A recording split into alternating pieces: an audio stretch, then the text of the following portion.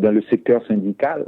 J'ai créé le premier syndicat à la fonction publique en Haïti et pendant longtemps, j'ai fait la formation pour les syndicalistes de la CTH et j'étais aussi dirigeant sportif, relations publiques au comité olympique haïtien, secrétaire général adjoint de la Fédération haïtienne de football féminin et j'étais aussi secrétaire général de la Fédération nationale de karaté. Super. Et bon, j'ai travaillé aussi dans le secteur privé avec mes initiatives privées, surtout en Asie. Super. Alors, j'avais demandé des ajouts. C'est vraiment des ajouts. C'est beaucoup ça. Alors, une chose qui nous a retenu l'attention, c'est que vous êtes un sportif. Vous faites du karaté, du judo, je crois. Non, je fais du karaté. Je suis ceinture noire 6e dan. Okay. Et je suis aussi un samouraï. Super. En plus de vos responsabilités professionnelles, est-ce que cela vous empêche de pratiquer cette activité sportive maintenant? Non, je demeure un sportif et j'encourage les gens à au moins avoir des activités physiques 3 ou 4 fois par semaine. C'est une moyen de prévenir de nombreuses maladies. D'abord, il y a la santé physique et la santé mentale. Ça marche comme deux mains qui se tiennent. Tout à Donc, fait. j'encourage les jeunes, les parents à s'adonner à des activités sportives. Et non seulement c'est bon pour le corps et la santé, mais c'est aussi une opportunité économique. Le sport, particulièrement certaines disciplines sportives, peuvent rapporter beaucoup d'argent. Donc, en plus de l'aspect mental et l'aspect santé, il y a aussi l'aspect économique. C'est une opportunité que je crois qu'un parent, qu'un jeune ne devrait pas négliger. Tout à fait. Alors, Stanley Lucas, prenons donc le taureau par les cornes maintenant. Le président de la République avait promis de nommer un premier ministre au lendemain de son investiture. Nous sommes aujourd'hui à environ 2 semaines depuis son intronisation à la magistrature suprême de l'État. Il n'y a pas encore de premier ministre nommé. Qu'est-ce qui explique, selon vous, ce retard à ce niveau? Bon, il y a 2 considérations à faire. La première, comme vous le savez, et peut-être la plupart des auditeurs sont au courant, depuis que nous avons ratifié la Constitution le 29 mars 1987, de la nomination du premier ministre haïtien qui était Martial Célestin jusqu'au dernier premier ministre qui est Henneck Jean-Charles, ça prend toujours au président de la République à peu près 1 mois pour nommer un premier ministre. Si je peux citer 2 cas récents, le cas de Jocelyn Privert, qui est arrivé au pouvoir le 14 juillet, il a nommé son premier ministre Fridjan le 15 mars. Et si on prend aussi le cas de René Préval, qui a prêté serment le 14 mai 2006, il avait nommé son premier ministre presque 1 mois après, le 9 juin. En général, ça prend, les 20 premiers ministres qu'on a eus, ça prend en général 1 mois au président de la République pour faire son choix. Et nous avons eu 20 premiers ministres, dont un était premier ministre AI, c'était Madame Florence Guillaume, et nous avons eu 8 premiers ministres qui ont été rejetés par le Parlement. Éric Pierre et Hervé Denis qui ont été rejetés 2 fois, et pour les autres, c'est Fridjan, Éric Pierre, Fridjan, Robert Manuel, ce sont les premiers ministres. Pour ceux qui sont intéressés à la liste complète, ils peuvent toujours visiter mon compte Twitter, @StanleyLucas01 ou @commercial_StanleyLucas01 ou sur ma page Facebook, la bonne page à la photo d'une main avec un drapeau haïtien dessus, où j'ai préparé un slide qui résume un peu le nombre de premiers ministres que nous avons connus de 1988 à 2017. Donc, c'est la première considération. La deuxième considération, je crois que le président est dans le temps. Il a prêté serment le 7 février. Aujourd'hui, on est le 18, donc 11 jours après. Si dans 15 jours, il n'y a pas une nomination, on devait s'inquiéter. Mais il a encore 2 semaines pour manœuvrer et discuter. Ah, tout à fait. Alors, il faut dire que le président de la République, hein, M. Jovenel Moïse, avait promis à la population qu'il y aura un premier ministre nommé le lendemain de son investiture. Ça n'a pas été fait. Et la seconde chose, c'est que le président, il a aussi un parlement presque acquis entièrement à sa cause. Et maintenant, ça laisse entrevoir qu'il y a peut-être des problèmes internes, non? Absolument pas. Le président a toujours privilégié au cours de la campagne électorale l'approche institutionnelle. Le président est le candidat d'un parti, le parti haïtien Tête Calée, qui a gagné les élections au niveau local avec les AZEC, CAZEC et les mairies, les maires. Ce parti, le PHTK, a aussi gagné les élections législatives et les élections présidentielles. Donc, l'approche institutionnelle doit être double. La première, au niveau du Parlement haïtien, où le président doit rentrer en consultation avec les 5 groupes représentés au sein de la Chambre des députés et les 3 groupes du Sénat. Et le président doit consulter le parti majoritaire qui a fait des réflexions sur la question.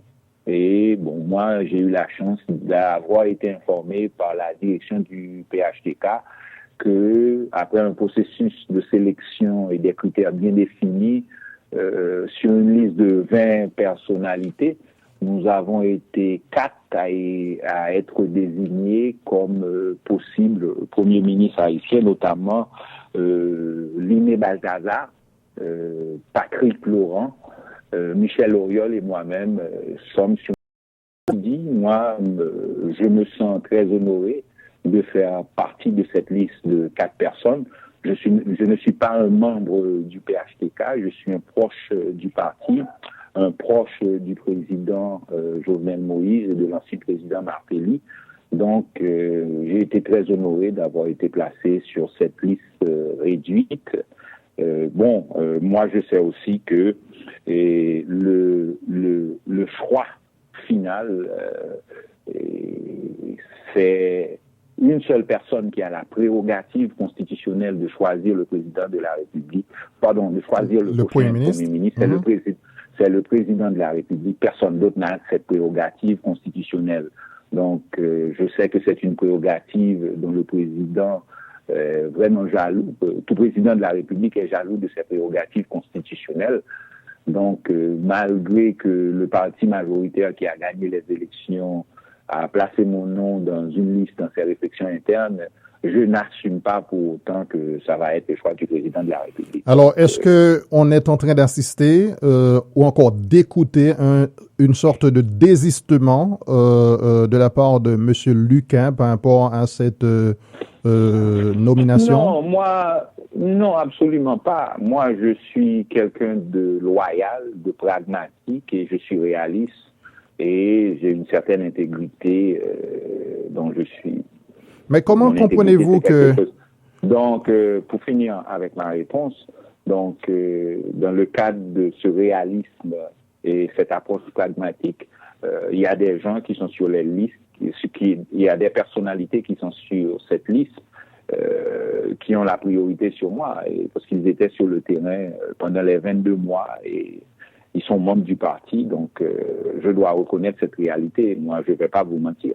Tout à fait. Alors, c'est bien de votre part. Alors, M. Stanley Luquin, on sait que le président est tiraillé par le secteur économique qui a fait des investissements énormes dans sa campagne électorale.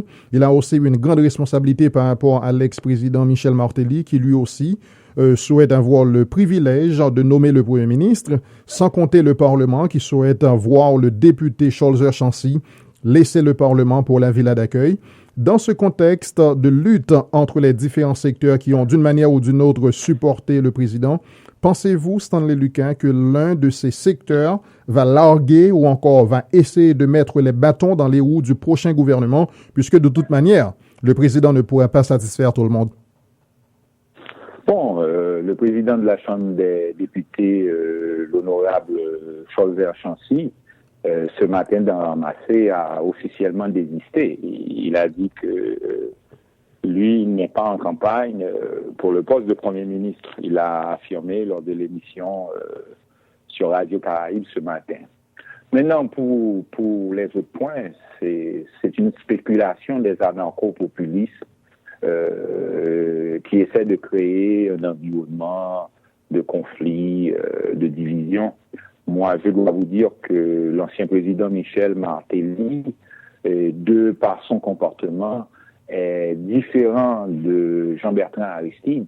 On a remarqué que pendant la campagne électorale, Michel Martelly, après la sélection du PHTK de son candidat à la présidence, Jovenel Moïse, il n'y a pas eu d'interférence de Michel Martelly pendant la campagne.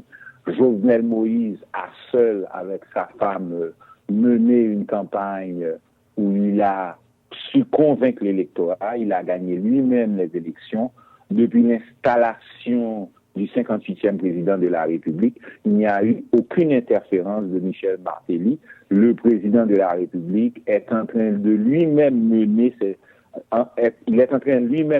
de mener les négociations pour le choix de son premier ministre. Donc, les gens qui parlent d'interférence, etc.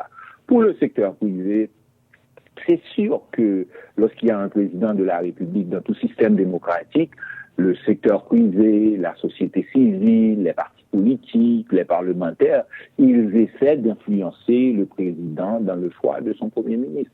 Mais une chose qui est sûre, Monsieur Jovenel Moïse, comme 58e président d'Haïti, au cours de la campagne électorale, a défini un programme et une vision. Il a probablement des critères bien établis pour le choix et le profil de son premier ministre.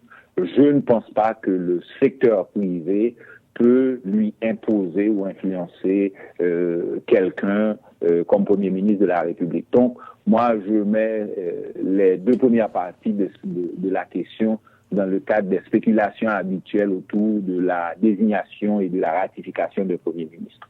Mais ce qui n'est pas... ce qui est connu de tout le monde, c'est que le secteur privé des affaires a investi énormément d'argent dans la campagne de M. Moïse. Et vous savez aussi bien que moi que ce secteur privé que nous avons en Haïti n'investit pas juste pour investir. Et ils ont des intérêts et probablement ils veulent occuper des espaces dans le sphère politique, je dirais. Alors, et c'est la raison pour laquelle il y a beaucoup de gens qui pensent que il est donc tiraillé de ce côté-là. Alors, et pour le... Non, après, je voulais dire quelque chose. Après la victoire de Jovenel Moïse, le secteur anarcho-populiste, à travers une certaine propagande politique, a essayé de promouvoir l'idée que Jovenel Moïse était le candidat de l'oligarchie, ce qui est absolument faux. D'ailleurs, dans les interviews de cette semaine sur les radios de la capitale et particulièrement sur Vision 2000, on a découvert le bluff du candidat Moïse Jean-Charles qui recevait d'énormes sommes de l'oligarchie haïtienne. Donc, ce discours que c'est Jovenel Moïse qui est le candidat de l'oligarchie, c'est un discours carrément faux. D'ailleurs, le président de la République, lorsqu'il était candidat à la présidence, il a dit que le président n'a pas d'amis. Il est là pour défendre les intérêts nationaux et les intérêts du peuple haïtien. En ce sens, le président sait qu'il a deux grands défis économiques qu'il va affronter en 2017. La croissance économique, selon le rapport de la Banque mondiale, sera négative en 2017 avec un taux de croissance de 0,6%. L'inflation est déjà à 14%. Yeah. La gourde a perdu 27% de sa valeur. Et nous avons perdu près de 3 milliards de dollars américains avec le cyclone Mathieu. Donc, les défis pour 2017, c'est deux grands défis économiques et des défis sociaux, et le président va choisir un premier ministre avec la compétence et la capacité et de l'aider, de l'accompagner dans le cadre de la résolution de ses priorités. Alors, et vous avez parlé du candidat Moïse Jean-Charles qui, et selon vous, a pris beaucoup d'argent de l'oligarchie. Mais est-ce que ce n'est pas l'accusé de ce que votre candidat a aussi fait? Est-ce que ce n'est pas entre Moïse Jean-Charles et Jovenel Moïse? Y a-t-il vraiment une différence en ce sens, puisque tout le monde a pris l'argent de l'oligarchie? Et Jovenel Moïse, en tant que candidat, a toujours été transparent. Il a reçu, comme tout candidat à la présidence de n'importe quel pays dans une démocratie, il a reçu des contributions de différents secteurs de la société haïtienne pour financer sa campagne électorale. D'ailleurs, le PHTK et Jovenel Moïse sont les seuls à déjà remettre au CEP 2 rapports sur les contributions et le financement de leur campagne. Le 3e rapport, la date limite fixée par le CEP pour la remise du dernier rapport, c'est le 27 février. Et le PHTK va remettre son rapport. Donc, au niveau de Jovenel Moïse, ça a été toujours la transparence dans le cadre du financement de son campagne électorale avec la production de ces rapports-là. Tandis que pour Moïse Jean-Charles, au cours de la campagne électorale, il avait un discours anti-mouvement, anti-oligarchie, alors qu'en secret, il recevait des contributions de la bourgeoisie haïtienne. Je pense que c'est malhonnête. Il faut être transparent. Il faut partager les informations. Lorsque vous avez un discours anti-bourgeois et vous faites comprendre aux différents secteurs de la société haïtienne que vous êtes contre ce secteur, vous ne prenez pas un sou de ce secteur. Et pas plus tard que cette semaine, sur Vision 2000, il a affirmé qu'il ne recevait pas moins que 500 ou 600 000 de ces gens. C'est inacceptable dans une démocratie. Et tout à fait. Et je suis d'accord avec vous. C'est la raison pour laquelle j'ai rédigé un article qui est sur le site web de Caraïbes FM qui est titré « Au bout de la langue, les politiciens haïtiens se détruisent ».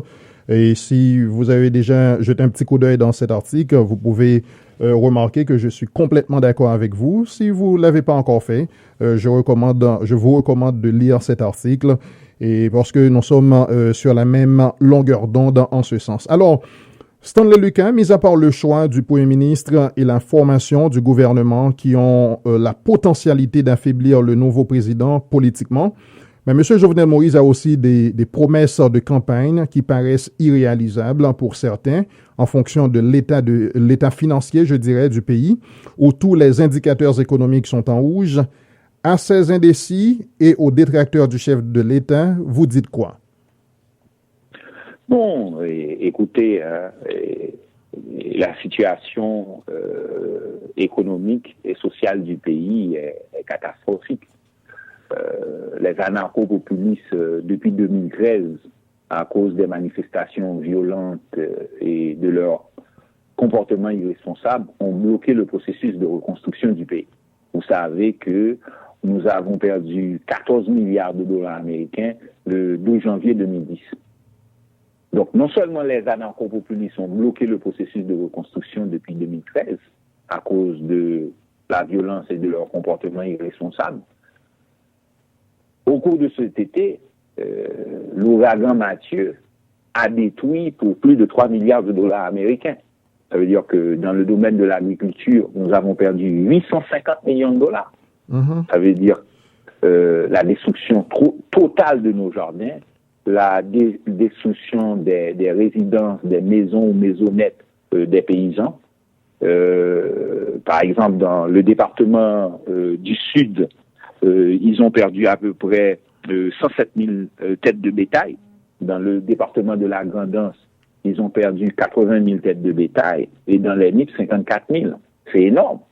Et avant, le paysan, même quand il y avait une catastrophe naturelle, il y avait les avocatiers, les manguiers. Ces arbres fruitiers n'existent plus.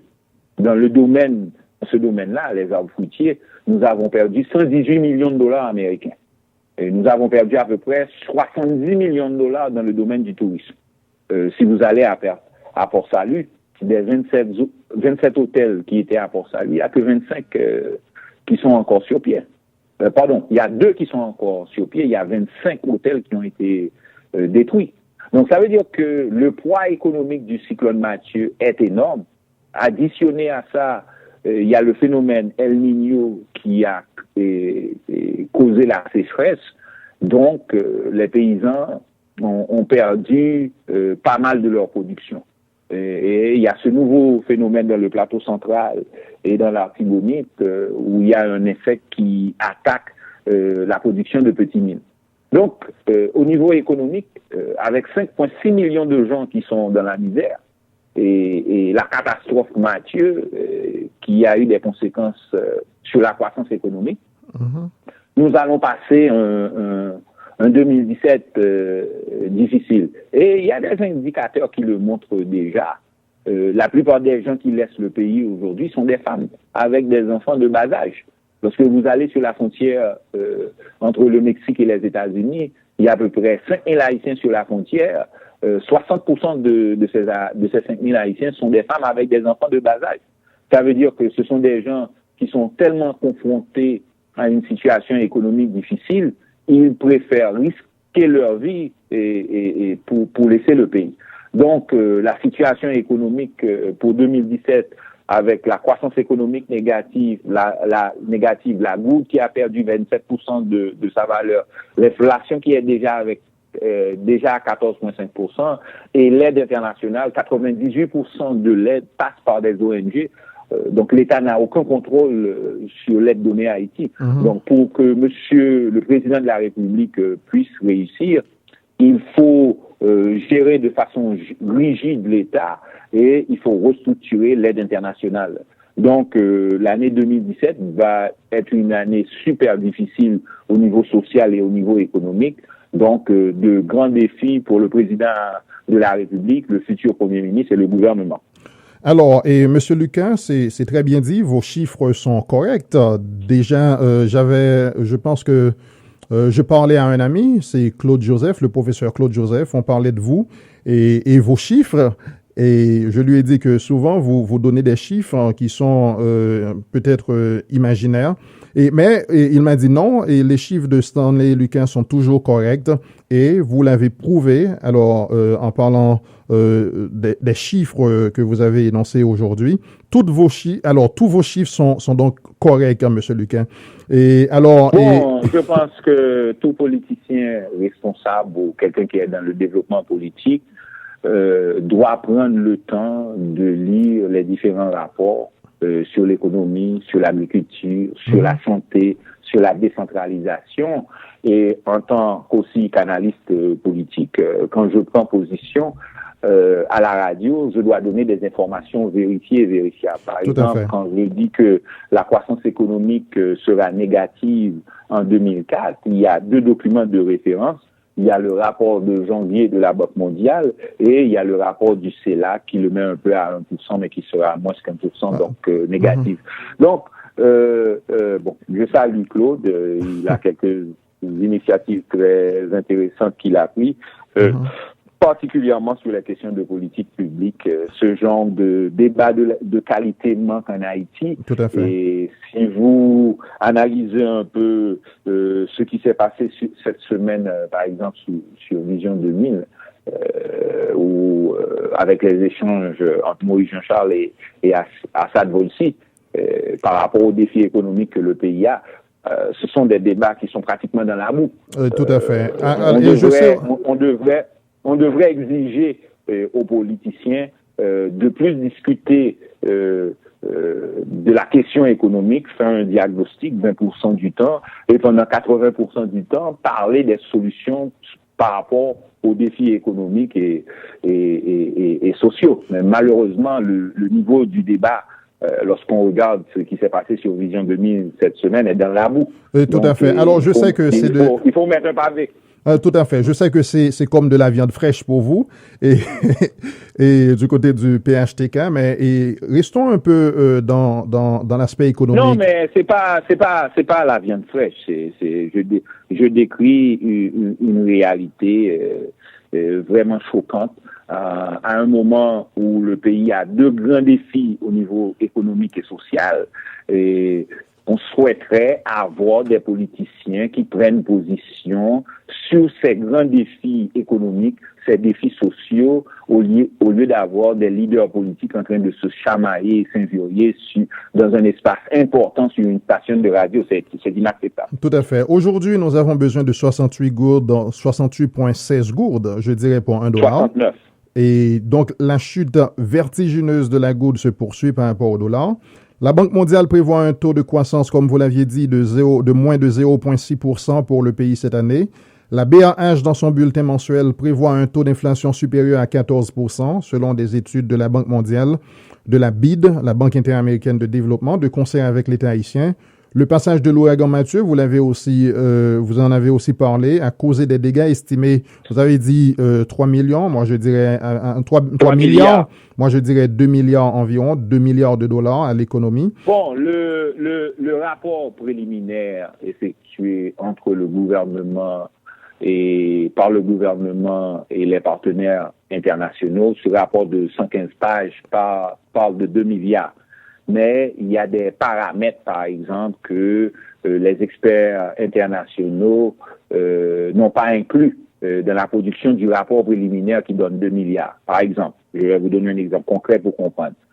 Et lorsqu'on prend, par exemple, la production de café et de cacao, nous avons perdu la production de 2016, nous avons déjà perdu la production de 2007, même si le ministère de l'Agriculture assiste les paysans, on aura probablement une production vers la fin de 2018. Les pertes économiques de 2016, 2017 et 2018, ces paramètres-là ne sont pas inclus dans le rapport.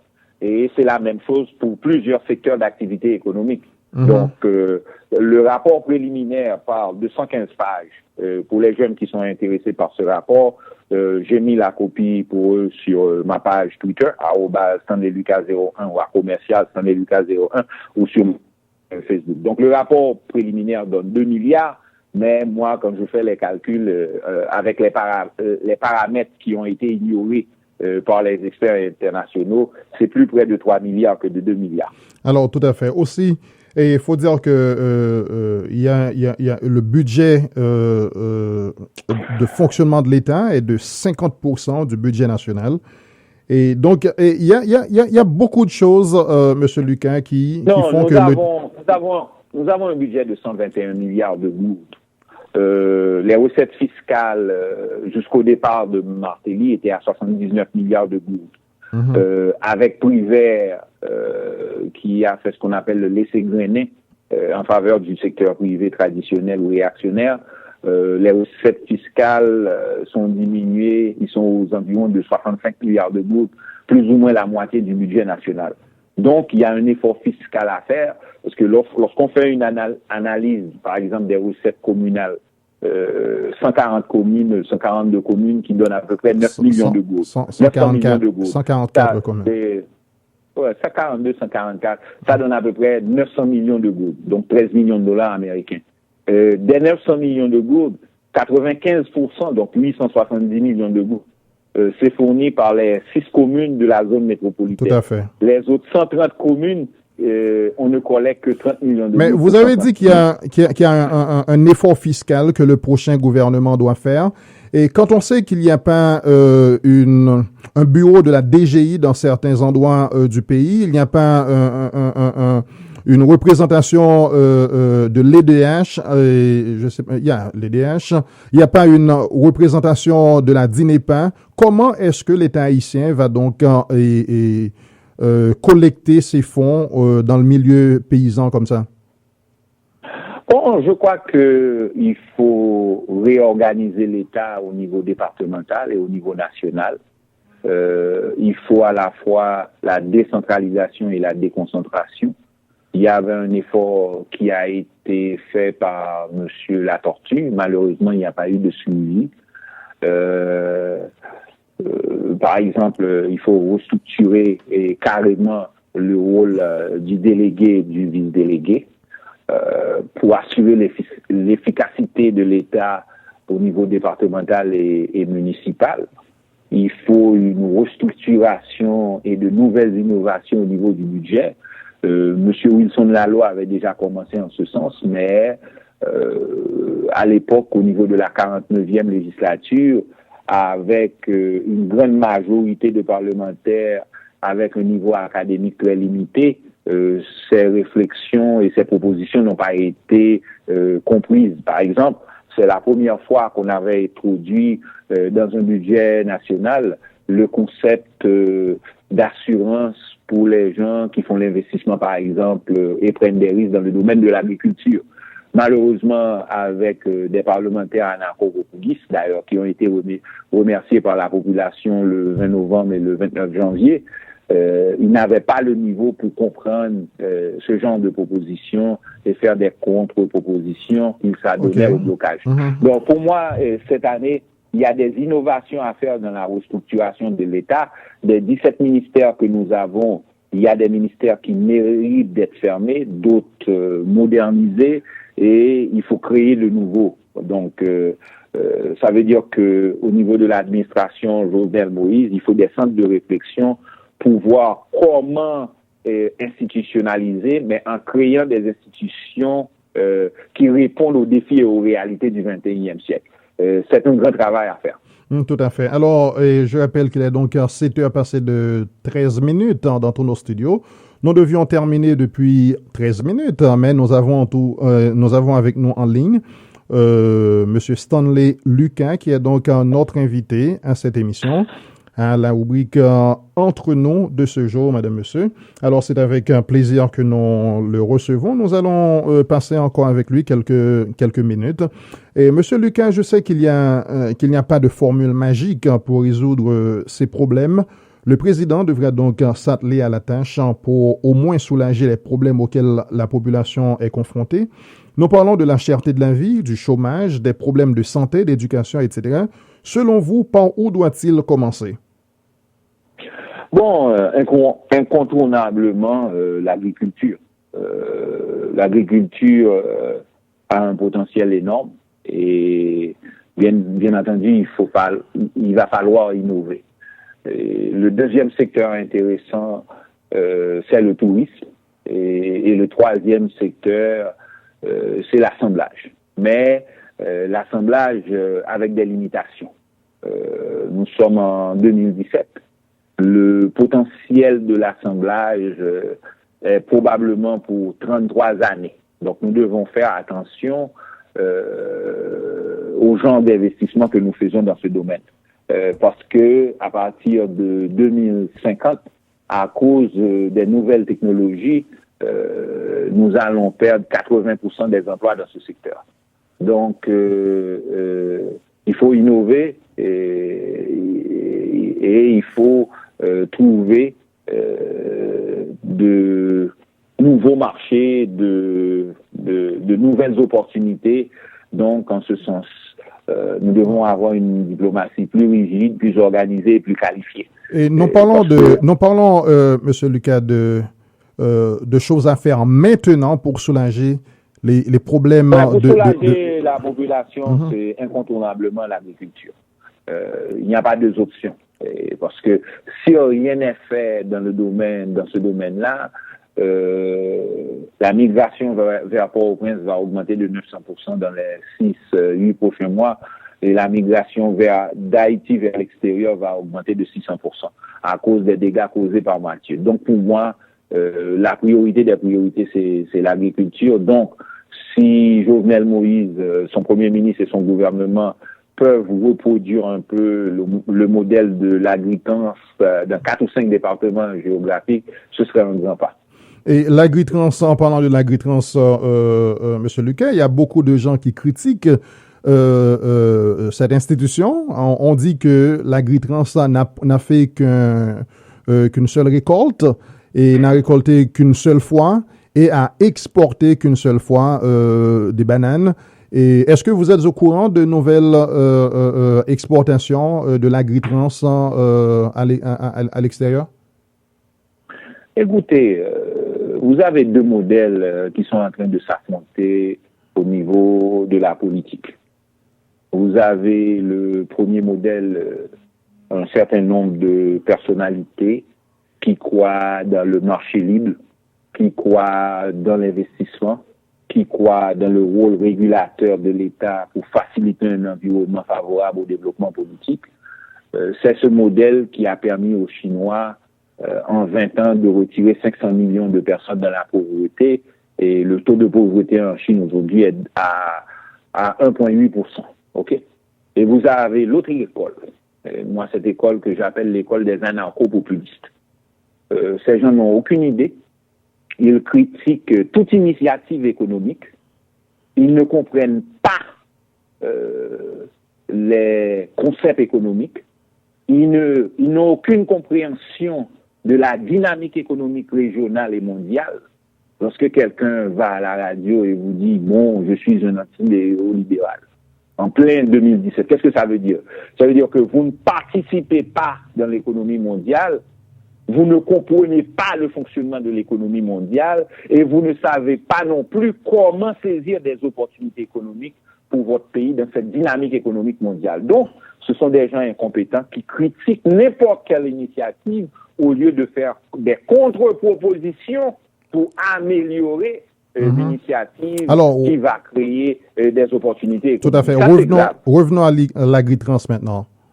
Est-ce que l'agritrans a fait d'autres exportations?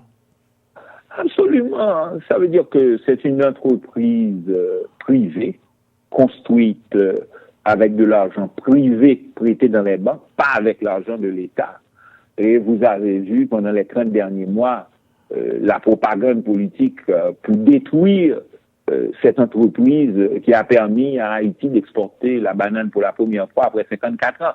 La première attaque est venue d'un ancien sénateur de la République, Simon Dera, qui avait dit que là-bas, il y avait une piste où les avions de drogue atterrissaient. Les journalistes de Port-au-Prince et du Cap haïtien ont été inspecter les plantations et ils ont vu clairement qu'il n'y avait aucun endroit sur ces terrains-là où un avion pouvait atterrir. Est-ce que M. Dera s'est excusé auprès du public et auprès du pays? Absolument pas. Et ce genre d'attaque des anarcho-populistes se multiplie depuis à peu près 30 mois. Il n'y a rien de nouveau sur ce point-là. Ces gens n'ont rien à offrir en matière de vision économique, de construction économique, et pour mobiliser, pour sensibiliser la jeunesse vers l'entrepreneuriat. Ce sont des gens qui ont créé une nouvelle oligarchie à partir du pillage systématique de l'État. Lorsque vous regardez aujourd'hui des gens comme Aristide, comme Moïse Jean-Charles, etc., c'est la nouvelle oligarchie haïtienne qui s'est enrichie grâce au pillage de l'État, c'est tout.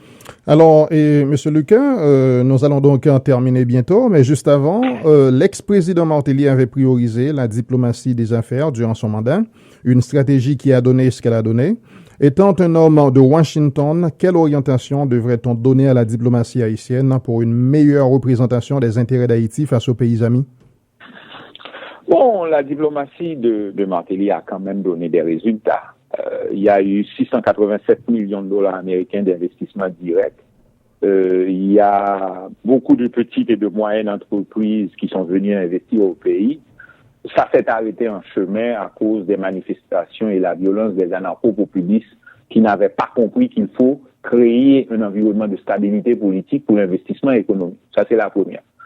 La seconde, c'est la première fois que, en 20 ans, que le tourisme est revenu sur la carte mondiale. Haïti n'était pas sur la carte mondiale du tourisme.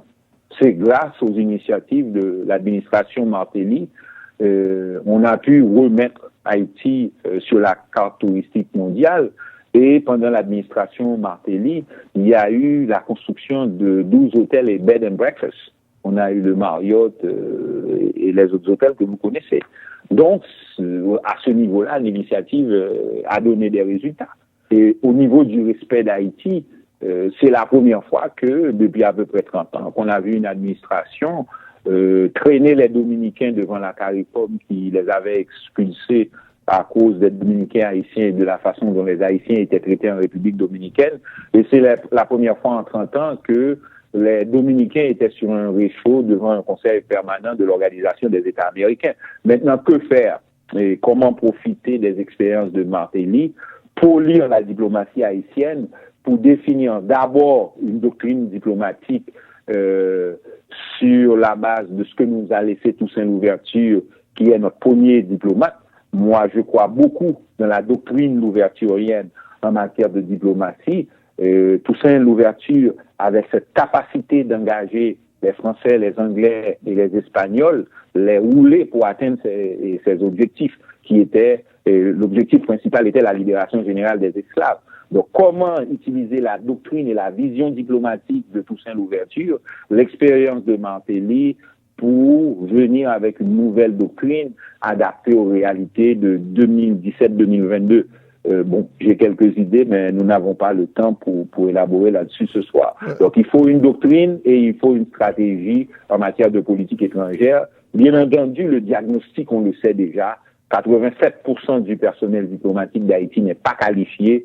Les anarcho-populistes ont nommé des cuisinières vice-consuls, donc vous avez une idée de l'état de la situation. Alors, étant donné les circonstances, M. Lucas, on ne va pas vous retrouver à la villa d'accueil. Votre prochaine adresse serait-elle le 2311 Massachusetts Avenue? Bon, absolument pas. Je ne suis pas intéressé dans le poste d'ambassadeur d'Haïti. Bon, c'est un poste administratif. Bon, l'ambassadeur qui est là actuellement, c'est un incompétent total et qui nous représente très mal. L'aide externe des États-Unis n'a pas été restructurée. 98% de cette aide passe par des organisations non gouvernementales. L'assistance de l'ambassade aux 5000 Haïtiens qui sont en train de souffrir sur la frontière est pratiquement absente. Lorsqu'on prend le poids de l'ambassade américaine à Port-au-Prince sur Haïti et qu'on la compare au poids de l'ambassade d'Haïti à Washington, c'est une grande différence. Lorsque vous avez une ambassade dans un pays, soit en République dominicaine, à Washington et à Paris, l'ambassade doit être une ambassade proactive pour défendre les intérêts nationaux. Bon, M. Altidore est à ce niveau-là totalement incompétent et il n'est pas le seul dans notre diplomatie. Il faut des réformes. Bon, est-ce que le nouveau président va entamer ces réformes? Je ne sais pas. Mais une chose est certaine, c'est qu'il faut des réformes profondes dans la diplomatie haïtienne parce que de la façon dont elle est structurée à Port-au-Prince, le ministère, les bureaux centraux de notre diplomatie, le ministère des Affaires étrangères, de la façon dont elle est organisée, ne répond pas aux défis du 21e siècle. C'est un ministère qui était organisé pour le 19e siècle. Cette réalité doit changer. Tout à fait. Alors, et vous dites que cette position ne vous intéresse pas pour l'instant, mais je sais que durant l'administration, durant l'administration de Martelly, cette position vous avait intéressé, hein? Absolument pas. On m'avait offert cette position au cours de l'administration de Martelly, j'avais refusé. On m'avait offert aussi. Ce n'est pas ce que la petite histoire raconte. Bon, moi, je ne vous donne pas la petite histoire ni les commérages. Vous me parlez. Donc, je vous donne les informations, j'étais le concerné. On m'a offert d'être ambassadeur d'Haïti à Washington, ça ne m'intéressait pas. On m'avait offert d'être ambassadeur à l'OEA, ça ne m'intéressait pas. Alors, puisque vous êtes un proche... Permettez-moi, parce que moi, je veux mettre les points sur les i, je n'aime pas la spéculation. On m'avait offert d'être le ministre des Affaires étrangères, j'avais refusé pour une seule raison. Pour faire les réformes nécessaires dans la diplomatie haïtienne, il faut avoir la majorité au Parlement, particulièrement au Sénat. Sans une majorité au Sénat de la République, il y a des réformes nécessaires dans la loi organique du ministère des Affaires étrangères et dans la constitution d'un personnel qualifié. Sans cette majorité, c'est impossible et c'est pourquoi j'avais refusé. On m'avait offert aussi d'être ministre de l'Information. J'avais refusé ce job. Donc, c'est pour vous dire. Tout à fait. Alors, est-ce qu'il y a une position qui vous intéresse dans l'administration Moïse? Absolument, étant donné que l'administration Moïse a une présence assez intéressante au Parlement. Donc, il y a des réformes qui sont possibles. Si toutefois le président m'offre une position, on va discuter pour voir si oui ou non je vais accepter ou refuser cette position. Et ça dépendra d'un ensemble de paramètres. Ministre des Affaires étrangères? Je ne veux pas spéculer. Ces choses-là ne se discutent pas à la radio. Tout à fait. Alors, et dernière question, M. Lucas. C'est quand la dernière fois vous aviez visité Haïti? Bon, j'ai fait beaucoup de visites. J'ai pas les dates en tête, mais je rentre assez souvent en Haïti. Bien entendu, il y a des gens qui spéculent et qui ne sont pas au courant. Bien entendu, vous savez, dans le pays, la spéculation, ça va à bon train. Donc, bon, je rentre et je sors. Bon, Les gens qui me sont proches savent, et j'ai des photos pour le prouver. Tout à fait. Vous êtes un très bon interviewé. Et tout le monde le sait. Et vous savez vous combattre quand vous étiez plus jeune. Vous faisiez du karaté. Alors, est-ce que vous êtes prêt à monter... Excusez-moi, pendant que vous parliez, il y a un avocat haïtien qui m'a parlé, qui vient de m'appeler. Il m'a dit que ne vous inquiétez pas sur la question de la résidence. Cela veut dire quoi exactement? Bon, c'est un avocat qui est un expert de la question qui vient de m'appeler. Moi, comme je vous l'ai dit,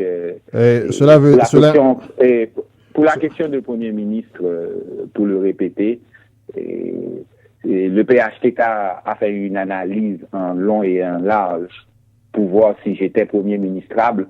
Donc, ils n'ont pas mis mon nom sur la liste comme ça. Donc, il y a tout un ensemble de documentation, etc., qui a été fourni. Alors, et je devais partir, mais justement, ça devient intéressant. Et alors, plus intéressant, je dirais. Alors, puisque vous avez pris le cas de la tortue, Kony et Lamotte, qui n'ont pas répondu à 100% à ces obligations, vous pensez que celui qui se dit être institutionnel et va donc faire des tours, je sais pas, des tours magiques pour vous mettre dans une institution. Vous me demandez de rentrer dans le cadre des prérogatives constitutionnelles du président de la République. Je ne peux pas faire ça. Non, ce ne serait pas approprié et je ne serais pas à ma place. Non, c'est parce que vous aviez dit qu'il y a un avocat qui vient de vous appeler pour vous dire de ne pas vous inquiéter pour la question de résidence. Non, l'avocat était en train de suivre votre questionnement. C'est pourquoi il a appelé et puis j'ai répondu.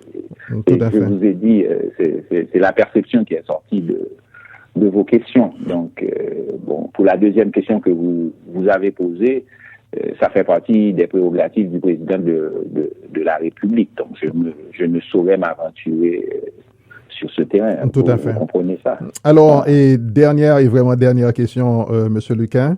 Et j'allais justement vous demander, et ça fait longtemps que vous avez été sur le ring, et est-ce que vous êtes aussi habile que vous l'étiez des années de cela? Bon, à chaque âge, c'est une chose différente. Comme je vous l'ai dit tout à l'heure, quand j'étais athlète, j'ai participé aux compétitions nationales et internationales. Dans les compétitions nationales, j'ai été 2 fois champion national de karaté. Dans les compétitions internationales, j'ai été le champion aux Jeux olympiques panaméricains de karaté avec la médaille d'or. Donc, moi, j'ai toujours bien représenté mon pays aux compétitions internationales et, comme vous le savez, j'ai été aussi au Japon et en Chine dans le cadre des arts martiaux aussi, où j'ai bien représenté mon pays. J'ai reçu des diplômes au Japon et en Chine sur ces questions-là. Donc, c'est pourquoi j'encourage toujours les jeunes à pratiquer le sport. Et c'est important pour la santé physique et la santé mentale. Tout à fait. Alors, je ne peux pas m'empêcher de vous poser cette question. Et il y a le feu Gabriel. Vous souvenez de Gabriel de Radio Caraïbe? Et Lequel? Gabriel, il était à l'émission Matin Caraïbe. Certainement, je connais la plupart des journalistes. Tout à fait. Et il disait... D'ailleurs, mes premières interviews à la radio en Haïti, c'était des interviews dans le domaine du sport. Je connaissais la plupart des chroniqueurs sportifs à cause des différentes responsabilités que j'ai eues dans le domaine sportif. J'ai commencé sur les questions politiques à partir de 1983. Ma première interview politique, je crois que j'avais 18 ou 19 ans, c'était à Télé Haïti, où M. Adi Jean-Gardy m'avait invité à analyser l'élection de Reagan en novembre 83. Donc, c'était ma première interview politique. Et puis, bon, depuis lors, j'ai pris goût aux questions politiques. Et voilà. Tout à fait. Alors, le feu Gabriel disait en blaguant que quand vous faisiez la cour a une fille, et vous la présentez et votre album de photos en tenue de karaté et c'est bon, c'est fini et vous avez la fille. C'est vrai ou pas? Bon, et je ne sais pas si ce sont des blagues, mais bon, en général, vous savez, lorsqu'on a 15, 14, 16 ans, on a la vie d'un jeune adolescent. Donc, c'est sûr que, bon, moi, j'avais une vie très fraternelle avec mes amis dans le quartier où j'habitais. Et à cette époque, la jeunesse était saine. On n'a pas ce qu'on a aujourd'hui. Les jeunes à l'époque, c'était le sport, le volleyball, le karaté, le football, le badminton, le tennis, etc. Et à cette époque aussi, il y avait une culture littéraire parce que nos professeurs nous intéressaient à la littérature haïtienne, la littérature française. Et bon, à l'époque, les rapports qu'on avait avec le sexe opposé étaient des rapports sains à travers des lettres. On essayait de profiter à l'époque du romantisme haïtien et du romantisme français dans le cadre de ces lettres qu'on écrivait. Vous êtes marié, vous avez des enfants? Et dans ce contexte-là, je suis sûr qu'il y a probablement deux ou trois lettres qui sont quelque part que j'avais écrites à l'époque. Bon, en général... Envoyez les noms, je me ferai un plaisir de les lire pour mes auditeurs. Alors, vous êtes marié, vous avez des enfants, M. Lucas? Bon, absolument, mais en général, à moins que je devienne un personnage public. Vous êtes public. Vous êtes un personnage très public, hein? En attendant de l'être officiellement. Oui, tout à fait. Alors, merci beaucoup, M. Stanley Lucas, d'avoir répondu si gracieusement à nos questions. Bon, ça a été un plaisir et j'espère que ceux qui écoutaient la radio ont appris quelque chose. Pour ceux qui veulent continuer la discussion et le débat avec nous, je les invite sur notre compte Twitter, @StanleyLucas01 ou @commercial StanleyLucas01 ou bien sur ma page Facebook. Sur cette page, il y a la photo d'une main avec un drapeau haïtien dessus. Donc, bon, j'ai passé un bon moment avec vous et de qualité. Malheureusement, ces jours-ci, dans notre pays, c'est très difficile d'avoir un débat politique sur la radio qui peut être vraiment constructif, où l'on insiste sur les diagnostics et les propositions de solutions par rapport aux grands défis de notre société. Donc, dans ce contexte-là, je dois vous dire que l'expérience de ce soir avec vous a été vraiment une expérience positive. Je souhaite que dans le domaine de la radio en Haïti, on imite un peu cette approche-là et peut-être que la prochaine fois, ça me ferait plaisir de discuter avec quelqu'un qui ne partage pas mes opinions politiques. Ça rendrait le débat encore plus intéressant.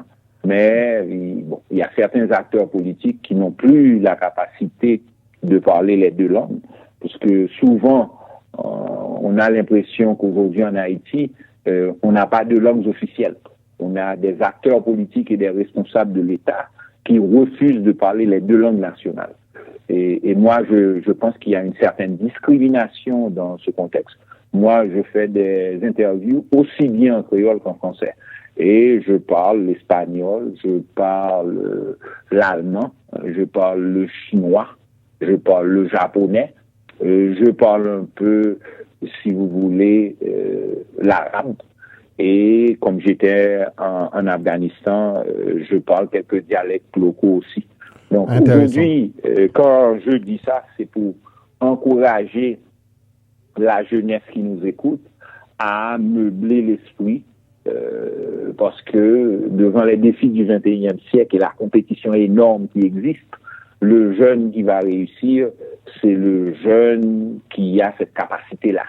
Donc, je le dis ce soir sur cette radio, c'est parce que les anarcho-populistes, contrairement à l'héritage louverturien et des saliniens, sont en train de développer depuis une vingtaine d'années en Haïti ce complexe d'infériorité, alors que les pères de l'indépendance avaient un complexe de supériorité. Donc moi, je crois que nous devons sensibiliser les jeunes pour que cette culture de l'esprit devienne acceptable dans notre société.